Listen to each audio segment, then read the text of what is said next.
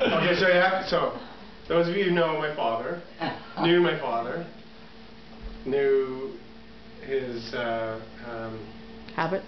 Well, his habits, but his habits for cigarettes, martinis. Oh God, he can count. He did it just like that. Yeah, he did it just like that, and his insatiable desire to be the center of attention at all times. He was always putting himself in the center of attention. He was always, it was almost like he was living to embarrass us as kids, to teach us. He wanted to prove to us that it was okay to be a little crazy sometimes. And so when we used to, do you remember Paul King's cottage? Do you remember Paul King? His friend Paul King. He was a writer for the Star. He had a cottage right at the mouth of the Indian River, which is Lake Rosso. As Lake Rosso turns into a river and then becomes the locks into Lake Muskoka. So it was far and away the busiest point in all of Muskoka. Yeah, I've seen pictures of it. Yes.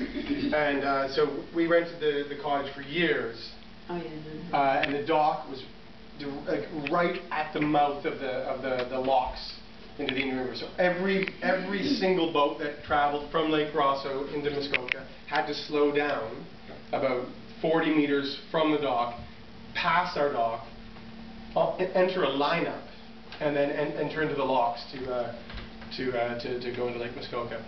And so we were peak time in August, so it was just as busy a point in northern Ontario for cottagers as you could possibly imagine. And the three of us were about maybe 8, 9, and 11, somewhere in that age. Horribly impressionable, and we were embarrassed. Our father used to embarrass the hell out of us at all times. So Peter was at the end of the dock. One of his girlfriends, I don't know which one it was at the time. I think it was Mary or me. I like Mary. It was either Mary or Karen or Dell. Karen was the one. Karen was the blonde. Mary was the 80s. Yes. You remember? Yes. She was the 24-year-old 80s. Oh my God. Yeah. And then Dell was the mature, rich, wealthy one. Nonetheless, one of them, whichever one it was somewhere on the dock. The three of us were on our chairs, getting sun, relaxing, and Dad was at the end of the dock in a green Speedo. Green Speedo. I think he had conditioner in his hair because he loved great volume. Because he loved his hair, and he loved to leave conditioner in his hair for 8 hours for the entire day. He'd put it in, and he would just leave it in all day, and he would hang out and party at the end of the dock, and then he would wash it out at the end, and it would just provide him the kind of volume that most people could only dream of. But he had a ghetto blaster rigged up at the end of the dock. So while these boats were streaming by, he had a thing for Loverboy. I don't know if you know Loverboy. Oh boy. So Loverboy would come on. He was a fucking terrible lip syncer. Loved his music, but had a terrible memory and could not remember anything except the fucking kick.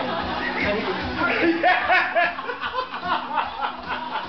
would oh, baby! Baby! Oh, baby!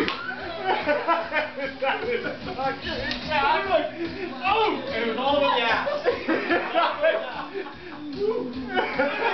And the boats are streaming by. The boats are streaming by. They're honking. And they're fucking waving. He's like, oh! Woo! Yeah, baby! Woo! Like, oh!